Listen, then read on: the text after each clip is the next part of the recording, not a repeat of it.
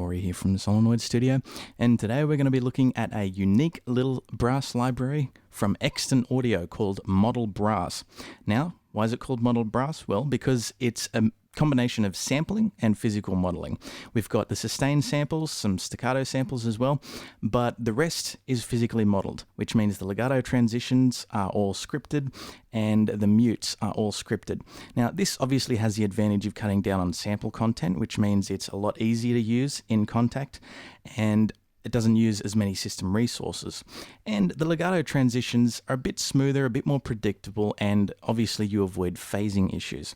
So it's got one of those advantages there being a physical modeled library.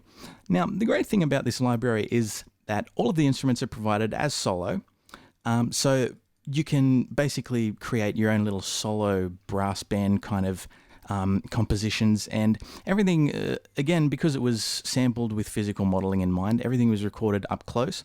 So it's nice and dry, you can process it in any way you want, and it's got a really neat interface that allows you to kind of sculpt the brass instruments to your liking and also place them where you want in the stereo field or in the kind of the virtual stage.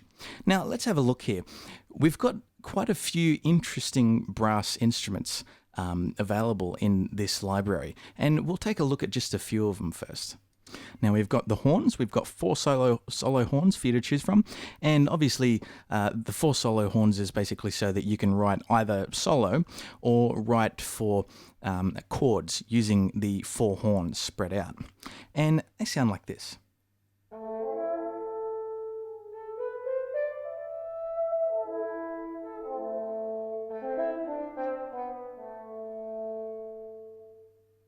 And we've also got 3 trombones for you to choose from, 2 tenor and 1 bass trombone. This is a lovely bass trombone, and I'll show you that.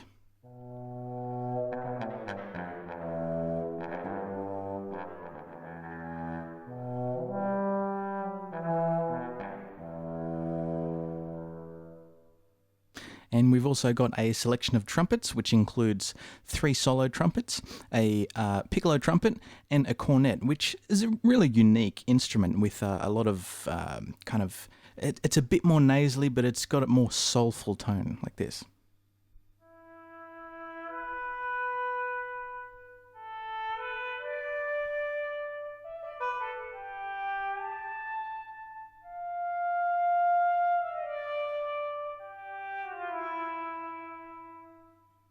And lastly, we've got a nice little selection of bass brass, which includes a regular bass tuba and a euphonium, and also a contrabass tuba, which is a very interesting choice considering a contrabass tuba isn't the most popular instrument to sample in regular brass libraries because it's such a hard instrument to play. But they sound great, and I really think they are the major highlight of this library because they sound rich, they sound thick, and the staccatos sound really pumpy as well, so it's easy to write cool little interesting pieces for fantasy films and stuff like that with these, and I'll let you have a listen to them.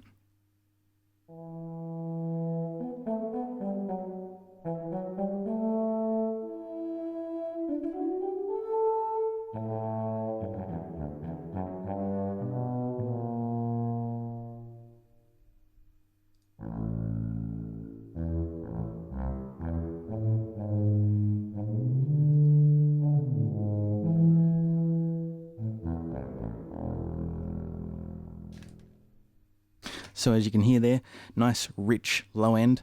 I really love the bass brass in this library. Great selection, and it was just well recorded, and I just love the way it reacts to your playing. So as you can hear, the legato transitions are smooth. Obviously, no problems there. They're very fluid. And the staccatos, this library wasn't made for the more epic sort of stuff where you need heaps of dynamics and lots of round robins in the staccatos and lots of different ornaments and stuff like that. It's a more basic, watered down library that focuses more on the intimate band brass kind of solo legato playing. And it excels in that. Obviously, the staccatos that I provided you get a couple of dynamic layers of them, and they use neighboring round robin, which means they borrow adjacent samples and pitch them down. But they work well. I love the parpiness, especially of the low-end staccatos, which allows you to write kind of James Horner-esque stuff if you're into that kind of thing. Now, another great thing about this library, which I'm sure you'll appreciate, is the interface. It's very neat, it's very clean. The interface is the same for all of the instruments. There's not much variance there. But the great thing is you have the ability to customize the key switches and the dynamics and vibrato and stuff like that. There are a lot of libraries out there where the dynamics are basically locked to the expression pedal and stuff like that. But the way this library has been programmed, you can customize all that. So you can change what mod wheel or pitch bend sort of CC controller you want to control the vibrato or the vibrato width or the dynamics. It's very customizable, which makes it great for composing, especially if you are going to compose for something that requires a lot of more ornaments and articulations and staccatos, that sort of stuff. This is a great library to do mock-up for that because it's just so compact and everything is contained. And it's just got a great little selection. And what we've got here, I'll show you quickly. We've got the mute scripting, which is actually fairly good. I was a bit surprised by that.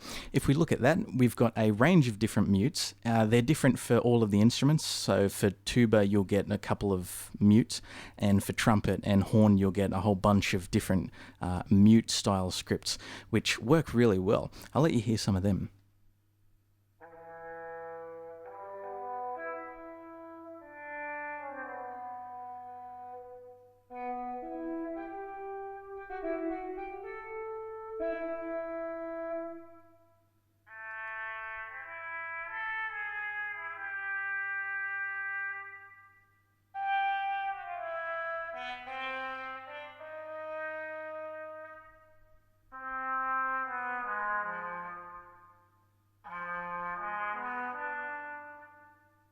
So as you can hear, it works great. And one last feature I'll just run you through quickly is this neat little reverb section we've got here in under the ambience tab. Now, you turn the reverb on, you set the amount up, and you can obviously change the pre-delay, the size, the damping, and you can change the position of the instrument, which basically pans it left or right or sends it a bit back into the stereo field via volume, which allows you to get a nice, realistic kind of spatial tone out of it because, as I said, they are recorded dry. But this is a nifty little thing that sort of helps to give the brass room and sort of give it a bit more tone, which obviously you can add your own reverb on top of it afterwards. But it's good that it's there, and it works very well. So all in all, great little library. I recommend you pick it up. If you're a kind of an aficionado of collecting orchestral libraries, or if you're into composing interesting mock-ups, or if you're looking for a really nice, neat little solo brass instrument that gives you plenty of flexibility and sounds great, then this is a good buy because it's compact, it doesn't use too many system resources, it's very accessible, and it's very tweakable. So you can pick that up for under $200. And it's a great little library. I recommend it. And that's all for today. I'll see you later with another library. Catch you later.